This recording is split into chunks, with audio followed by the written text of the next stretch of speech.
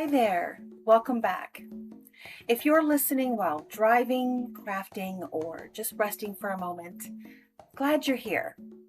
If you're joining me here through YouTube, this is a long-form spoken podcast meant to be listened to slowly, more like a conversation at the hearth than a fast-paced video.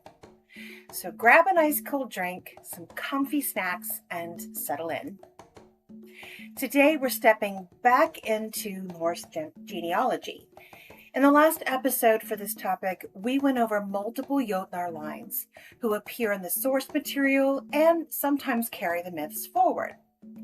Now it's time to try and wrap things up with the main line discussed in our mythology, the Æsir. As a reminder, these beings are descended from the primordial lines of Ymir and Auðunla. They are not Vanir or any of the elemental lines discussed in previous episodes. Technically, they are their own branch of Jotnar, who gave themselves a different name. We see this happen in any society as they grow and develop. Everyone highlighted today will be connected to the cosmology in some regard, and often have a direct connection to various myths. Again, charting these lines isn't an exact science, and confusing overlaps or contradicting connections are bound to happen. These beings cross over to other tribes and connections in so many places it will make your head spin. I am not a professor, nor do I work in a library or museum. I am just an average person who loves this material and wants to explore the many layers found within its manuscripts. If ever you want to deep dive further than I offer, there are many wonderful creators and sites that have spent decades building exhibitions and lectures for your enjoyment. Please do visit them for yourself and feast on the amazing offerings they present. I have done what I can to connect names mentioned specifically in the lore to fill out this last line. When a name or word comes up that originates in something other than modern day English, I will try to pronounce it and then spell it out for you. If I miss anyone, please feel free to let me know so I can go back and add them into the chart for later. In the meantime, sit back, drink your cuppa, get out your knitting or crochet needles, and enjoy the trip down Norse cosmology. In wrapping up the genealogy series, it somehow feels a little surreal considering where we started. We began all the way back in the yawning emptiness of Ginnunga Gap, watching fire and ice collide long before anyone had a name, a family, or an opinion about anyone else's questionable life choices. Since then, we've wandered through giants, primordial beings, elemental powers, the Vanir, and enough complicated family trees to convince me that the gods desperately needed someone whose sole job was keeping track of who was uncle to whom. Now we finally arrived at the family most people think they already know, the Æsir. The funny thing is, the closer you look at them, the less straightforward they become. They're usually presented as the main gods of Norse mythology, but they're really the latest branch growing from roots that stretch all the way back to Auðunla, Ymir, and the oldest layers of creation itself. They inherit giant blood, primordial blood, and before long, they're marrying into just about every family we've already covered. If you've been wondering why I insisted on spending several episodes chasing obscure ancestors instead of jumping straight to Óðinn throwing spears around Asgard, this is why. None of these people exist in isolation. They're all carrying pieces of older stories. And today we finally get to watch all of those threads weave together. If we trace this branch back one final time, we return to Auðunla, the great primeval cow who nourished Ymir while uncovering the first god from the ice itself. In a quick review, over 3 days of licking the frozen rime, she revealed Borr, who becomes the first ancestor of what will eventually be known as the Æsir. Borr himself is almost invisible within the surviving material. We know remarkably little about him outside his place in the genealogy recorded in Gylfaginning. Like so many of the earliest figures, he exists because someone had to exist before everyone else. He's essentially a placeholder. However, he does somehow continue the line. We have no idea whether he hooked up with one of Ymir's other children, or if he too committed an act of parthenogenesis. But he has a son, Borr. He also doesn't receive much more attention. However, according to the sources, Borr does commit an act that has long-term consequences. He gets married, and his marriage changes everything. Borr marries Bestla, whom you might remember from a previous episode covering the Jotnar as the daughter of Bolthorn. Before we've even reached the first generation of recognizable gods, the supposed distinction or division between gods and giants has begun dissolving. The royal house of Asgard thus begins with a marriage between two Jotnar. No one knows when the Æsir began separating themselves or even calling themselves Æsir, but the accepted division happens with the birth of Bestla's boys.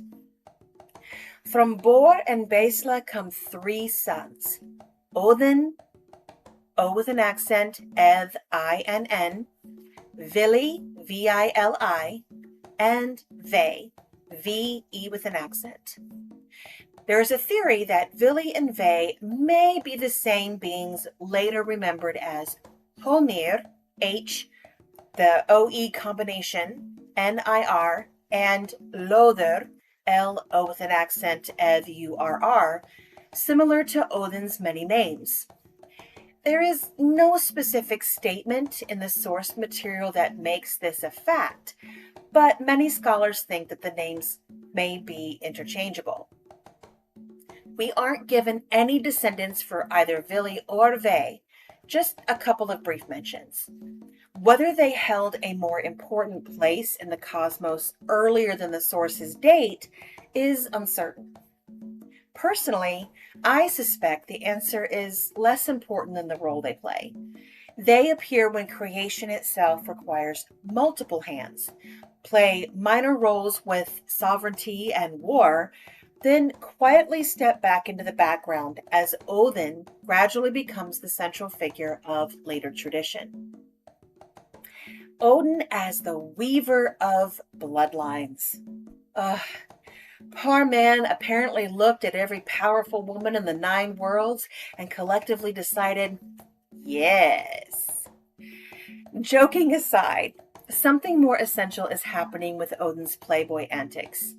Modern readers often reduce his relationships to little more than a list of lovers, but the myth suggests something more deliberate. Almost every union connects Asgard to another current of power. Earth, wisdom, vengeance, harvest, giants, sovereignty, magic.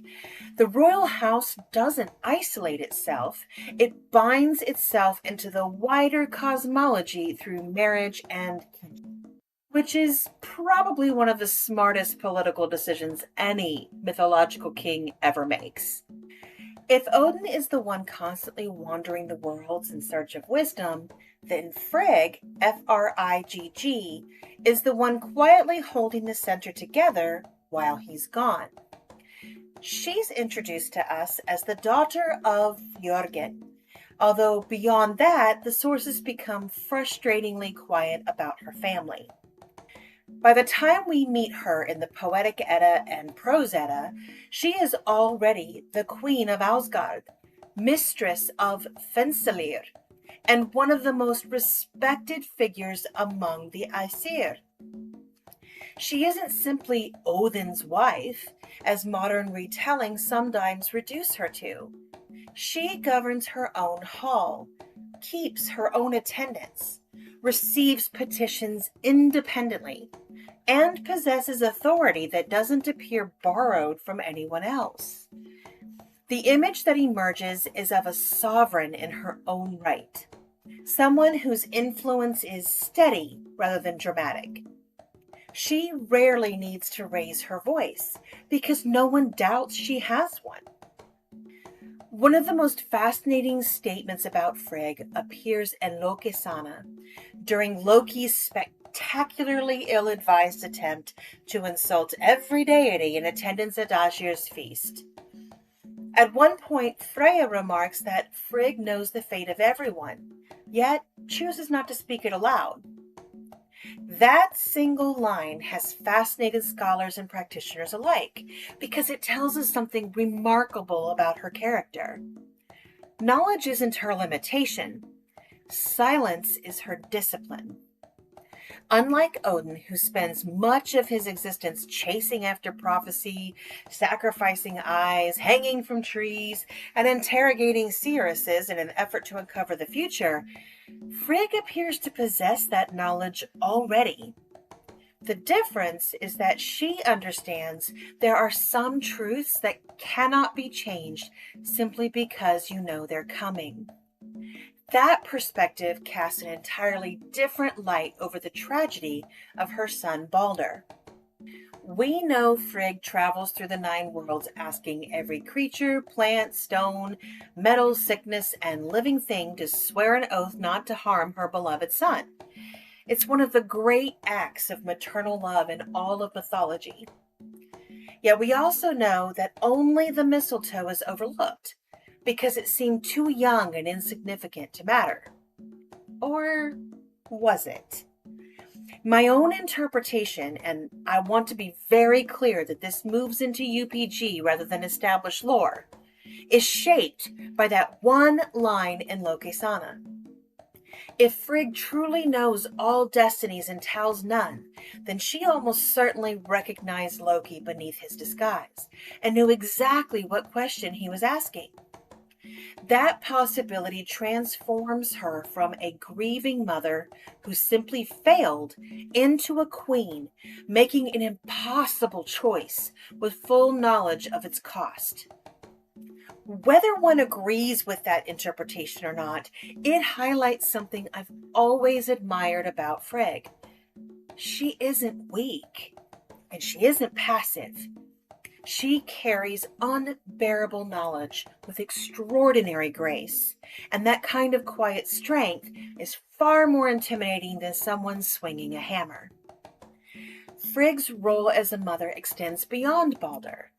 The surviving sources also identify her as the mother of Þór, the blind god who unwittingly hand brings about Balder's death, and quite possibly Hermóðir, the fearless rider who journeys into hell to negotiate for his brother's return. Beyond these 2 events, very little is known about either one of these gods. And if this genealogy is correct, then both of her best-known sons are lost to the same tragedy, one to death and one to unbearable guilt, while the last one fades into obscurity. It's difficult not to see echoes of that sorrow lingering beneath everything we know about her. Poor Fjörgyn, F-J-O with an umlaut, R-G-Y-N-N, may hold the unfortunate title of being one of the most important people we know almost nothing about. His name survives primarily because Snorri Sturluson identifies him as the father of Frigg. And beyond that, the sources become remarkably stingy with details. This is where Old Norse grammar suddenly becomes more exciting than anyone expected. The masculine name Fjörgyn, ending with the double N, belongs to Frigg's father.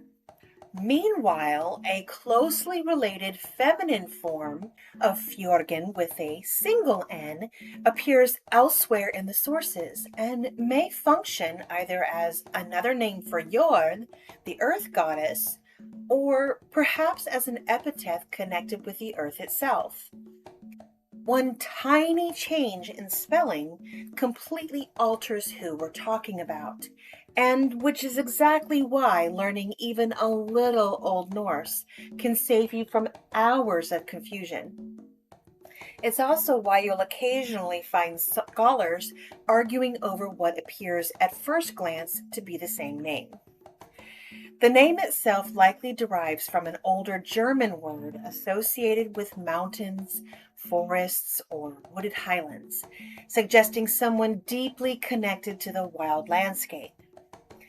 Whether Fjorgyn was once a much larger deity whose stories were lost, or simply an ancestral figure remembered through his famous daughter, is impossible to say.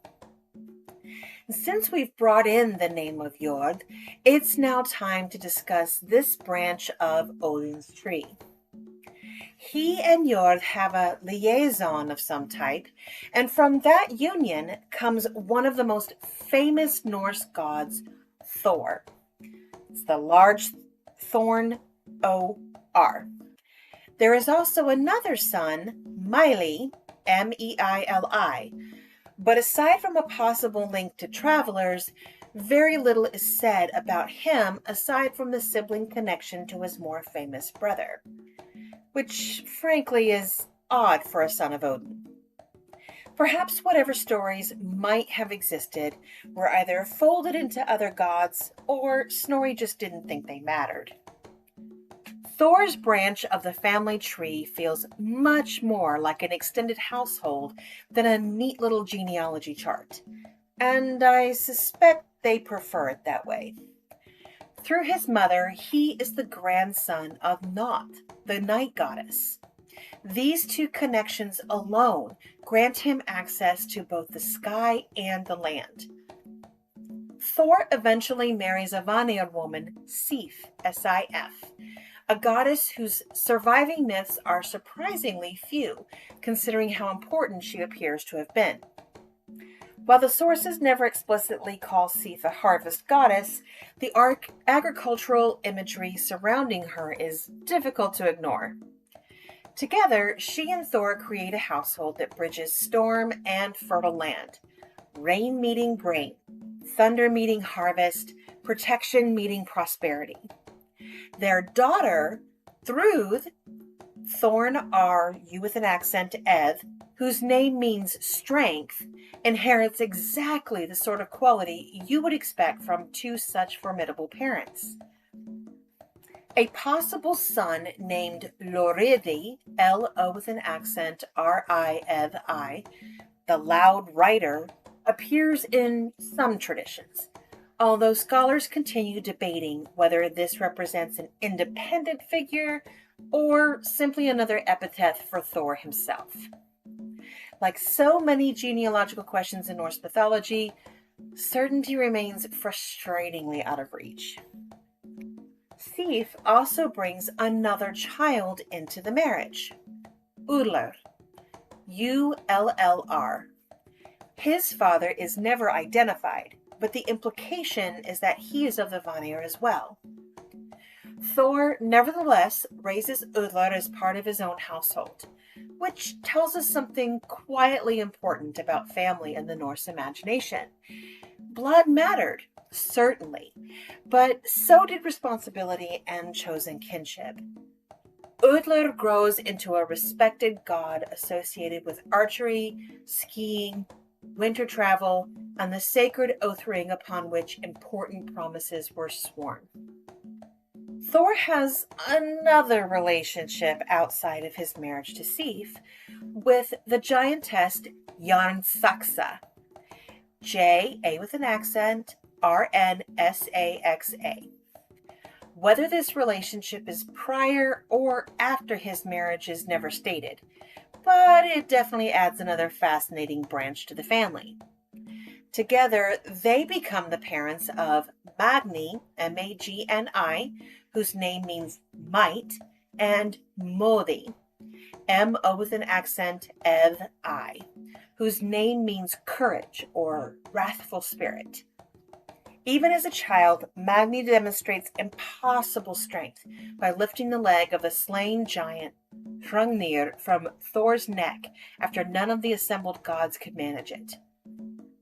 At Ragnarok, both Magni and Modi survive when many of the older gods perish, inheriting their father's hammer Mjolnir and carrying his legacy into the renewed world.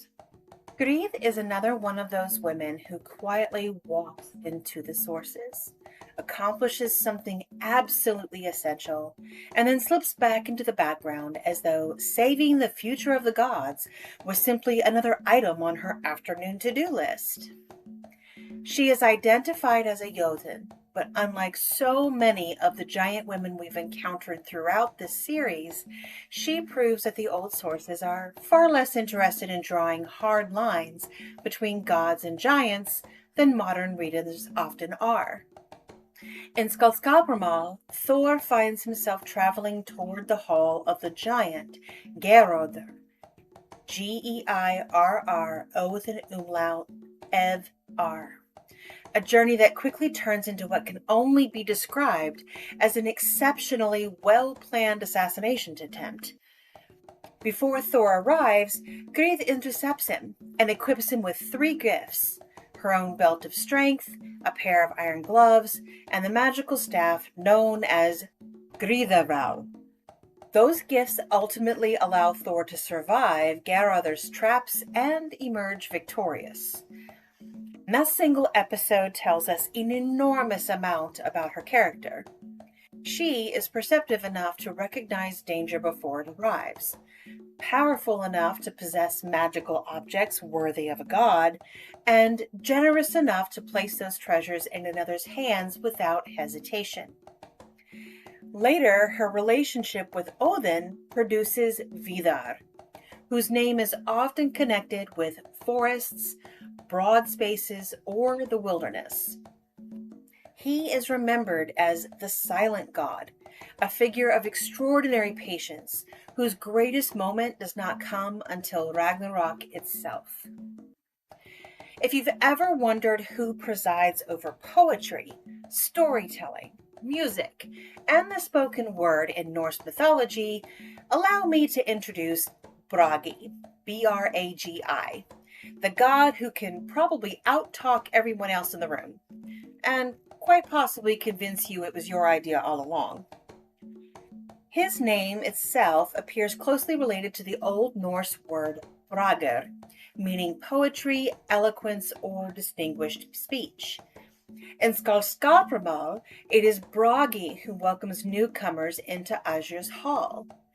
In many ways, he becomes the storyteller inside the story, preserving memory by passing it from one generation to the next.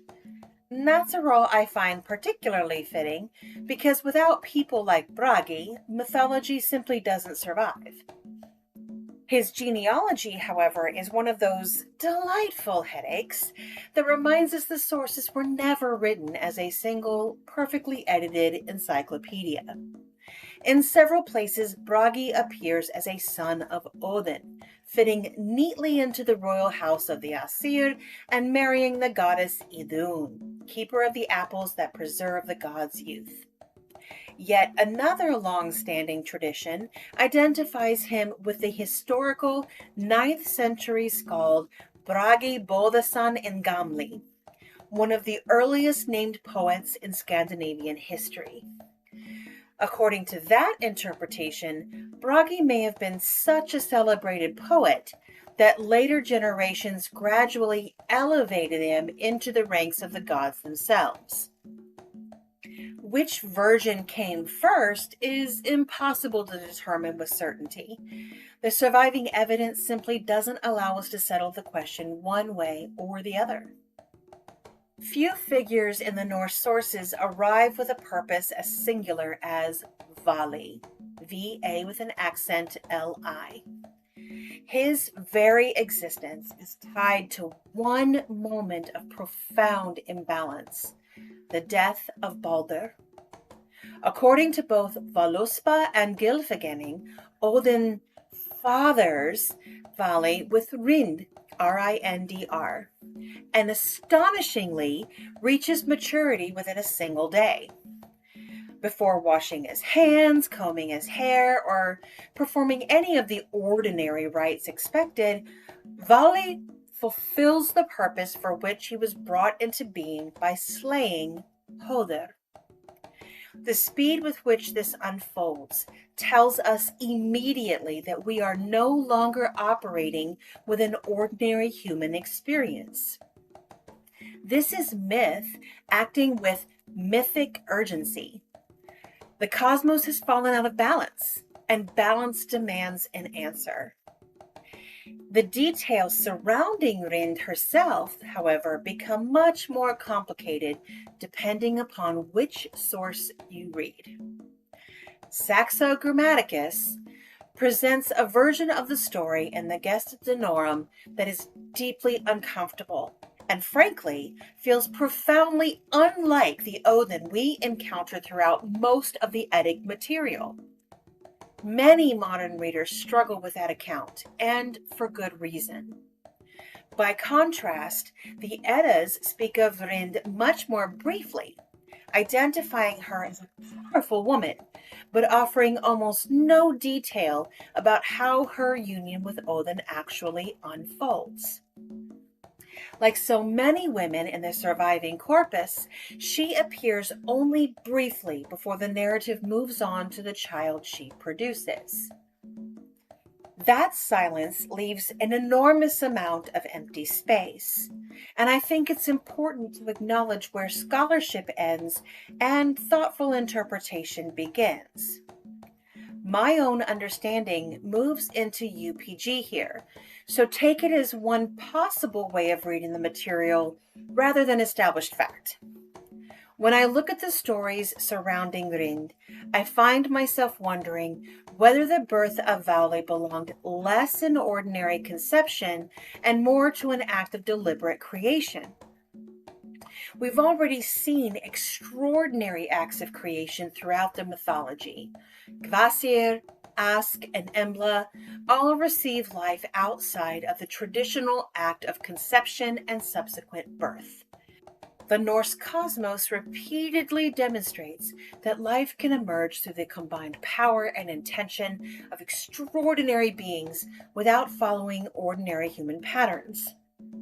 Could something similar be happening here? Perhaps.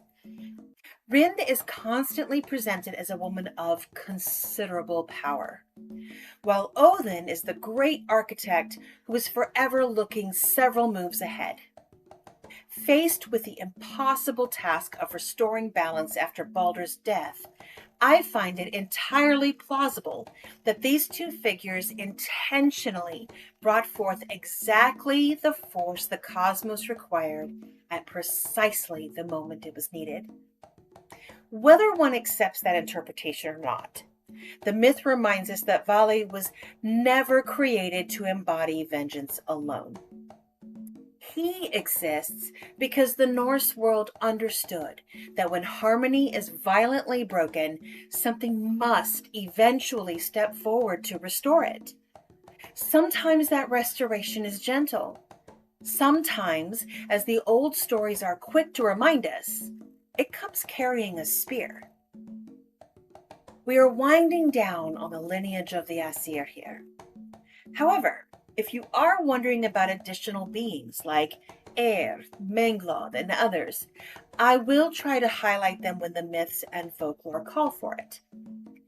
There is simply little to no direct connection cited that would allow me to place them in a specific genealogical line. Best to add and speculate alongside the myths in which they appear. It's more fun that way.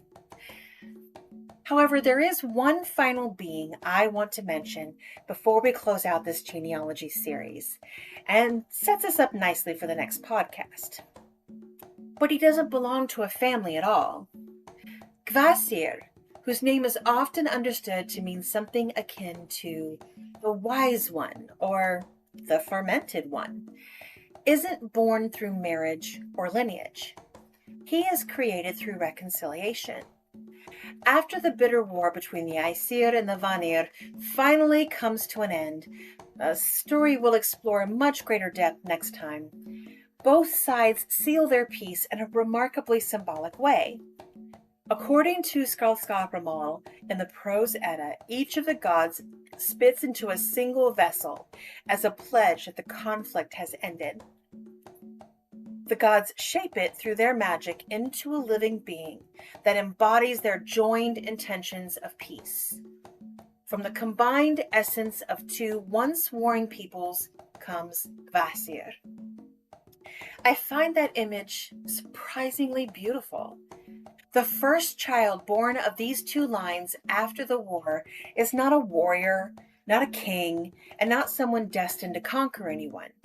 He is wisdom itself, showing that both sides learned their own strengths, and more importantly, their own weaknesses through the conflict.